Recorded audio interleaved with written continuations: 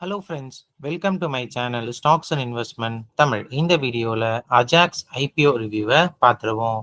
நீங்கள் இந்த சேனலோட முதல் வியூவராக இருந்தீங்கன்னா மறக்காமல் இந்த சேனலை சப்ஸ்கிரைப் பண்ணி உங்கள் ஆதரவை தெரிவிங்க. ஆல்ரெடி சப்ஸ்கிரைபராக இருந்தீங்கன்னா உங்கள் ஆதரவுக்கு மிக்க நன்றி. டிஸ்க்ளைமர் என்னன்னா, நாங்கள் சிவில் ரிஜிஸ்டர்ட் ஃபினான்ஷியல் அட்வைசர் கிடையாது.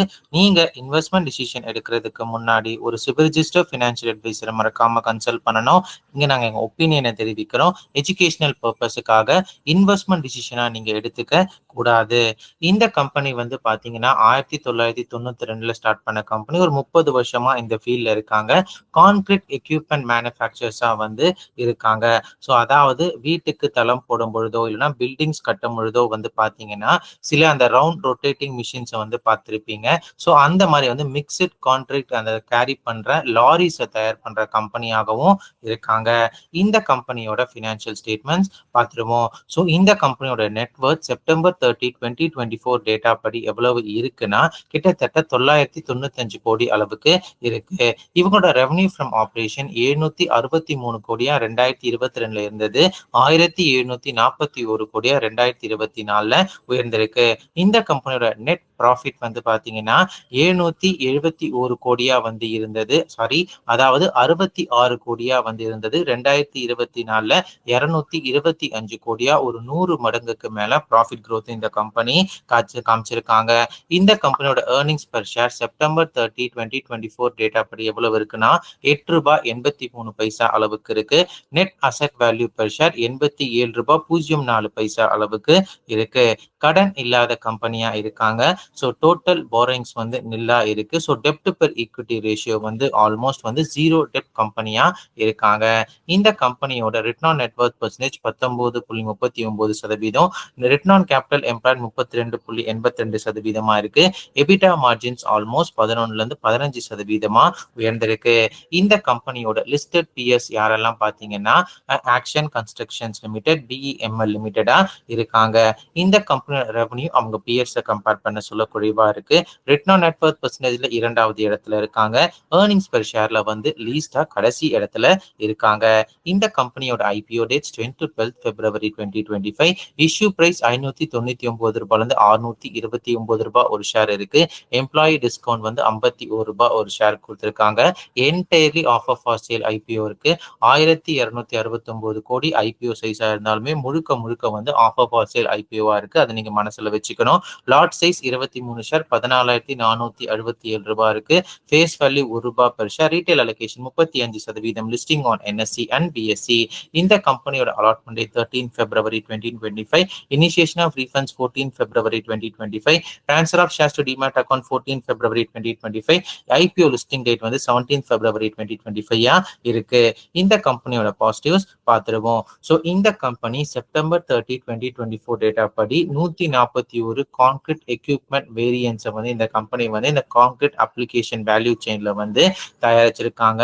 கடந்த 10 வருஷத்துல வந்து 29,800 கான்கிரீட் எக்யூப்மெண்ட்டை வந்து இந்த கம்பெனி வந்து வித்திருக்காங்க.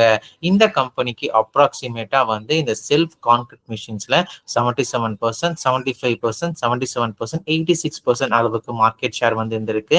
கன்சிடரபிளா வந்து பாத்தீங்கன்னா 6 months ஃபினான்ஷியல் இயர் 2024 இருந்தாலும் சரி, அதுக்கப்புறம் ஃபினான்ஷியல் இயர் 2024, 2023, 2024 டேட்டா எடுத்து பார்க்கும் பொழுது, ஸோ இந்த கம்பெனியோட ஃபினான்ஷியல் பெர்ஃபார்மன்ஸ் எடுத்து பார்க்கும் பொழுது, ஸோ இவங்களோட இந்த செல்ஃப் கான்கிரீட் மிஷின் பிசினஸ் தான் வந்து ஆல்மோஸ்ட் இவங்க ரெவன்யூக்கு வந்து கான்ட்ரிபியூட் பண்ணது ஒரு 70 to 80% அளவுக்கு. அதே மாதிரி நான் எஸ்எல்சிஎம் பிசினஸ் இருக்கு. அந்த பிசினஸும் இந்த கம்பெனிக்கு வந்து 25.90% சிஏஜிஆர்ல இன்க்ரீஸ் ஆயிருக்கு 2022 இருந்து 6 months ஃபினான்ஷியல் இயர் 2025ல. இந்த கம்பெனியோட ரிஸ்க் ஃபேக்டர்ஸ் பார்த்துருவோம். ஸோ இந்த கம்பெனி இருக்கிற இந்த இன்ஃப்ராஸ்ட்ரக்சர் டெவலப்மெண்ட் செக்டார் வந்து பாத்தீங்கன்னா சைக்கிளிக்கல் செக்டார், கவர்மெண்டோட கேபெக்ஸை நம்பி இருக்கு. அதே மாதிரி பிரைவேட் இன்வெஸ்ட்மெண்ட்ஸ் எப்படி இருக்கோ அதை பொறுத்து வந்து இருக்கு.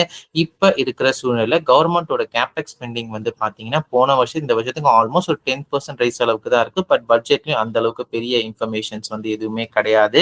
அது மட்டும் இல்லாம எக்கனாமிக் கொஞ்சம் ஸ்லோ டவுன்லாம் வந்து இருக்கு. ஸோ இப்ப இந்த மாதிரி சைக்கிளிக்கல்ஸ் வந்து கொஞ்சம் ரிஸ்க் இன்வால்விங்கா இருக்கிறதுக்கும் வாய்ப்புகள் வந்து இருக்கு. அது வரக்கூடிய ரிசல்ட்ஸை வந்து இந்த கம்பெனியோட கைடன்ஸை பொறுத்து முடிவெடுக்கிறதும் கரெக்டா இருக்கும்னு சொல்லி நான் நினைக்கிறேன்.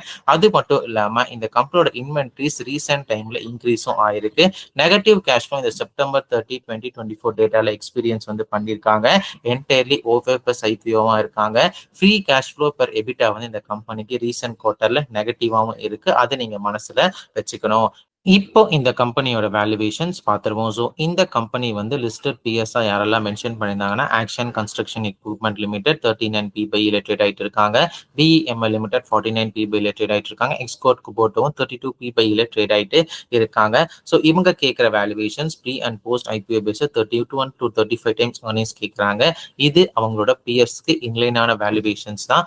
அவங்களோட ஃபினான்ஷியல் 2020 2023 growth கம்பேர் பண்ணும்போதும் 2023 2024 revenue growth and profit growth compare பண்ண சொல்லும்போது இந்த வேல்யூவேஷன்ஸ் வந்து ஓவராலா வந்து ஒரு ஓகே வேல்யூவேஷன்ஸ் தான் வந்து வந்திருக்காங்க. இப்போ இந்த கம்பெனியோட கன்க்ளூஷன் பார்த்துருவோம். ஸோ ஓவராலா இந்த கம்பெனி இவங்க இருக்கிற இந்த கான்கிரீட் மிஷின் மேனுஃபேக்சரிங்ல ஒரு விர்ச்சுவல் மோனோபோலியா இருக்காங்க.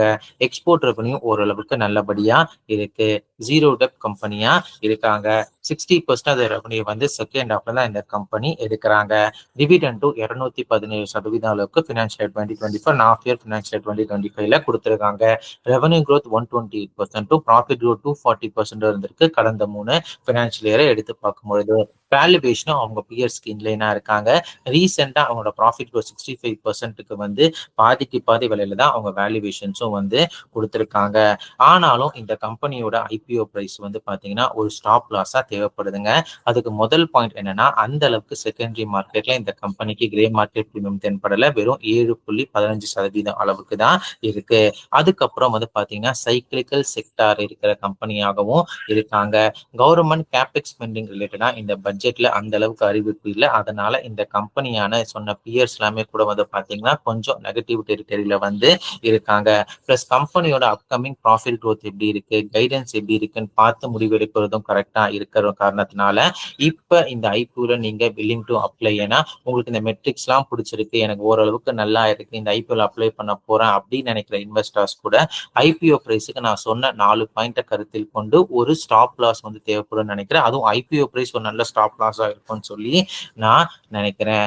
Short term and long term view கூட வரக்கூடிய ரிசல்ட்ஸ்ல கைடன்ஸ் எப்படி இருக்குன்னு பார்த்து முடிவு எடுக்கிறதும் கரெக்டா இருக்கும்னு நினைக்கிறேன். ஏன்னா ரீசெண்டா ஜிடிபி growth கொஞ்சம் ஸ்லோ டவுன்ல இருக்கிறதுனாலையும் சைக்கிளிக்கல்ஸ் நம்ம மார்க்கெட்ல அடி வாங்குற காரணத்தினாலையும். ஸோ இதெல்லாமே வந்து பாத்தீங்கன்னா என்னோட பர்சனல் வியூ. நீங்க இந்த மாதிரி ஐபிஓலயோ ஸ்டாக்லயோ இன்வெஸ்ட் பண்றதுக்கு முன்னாடி ஒரு தடவை உங்க ஃபினான்ஷியல் அட்வைசரோ இல்ல செபி ரிஜிஸ்டர் ஃபினான்ஷியல் அட்வைசரை மறக்காம கன்சல்ட் பண்ணுங்க. நான் செபி ரிஜிஸ்டர் ஃபினான்ஷியல் அட்வைசர் கிடையாது.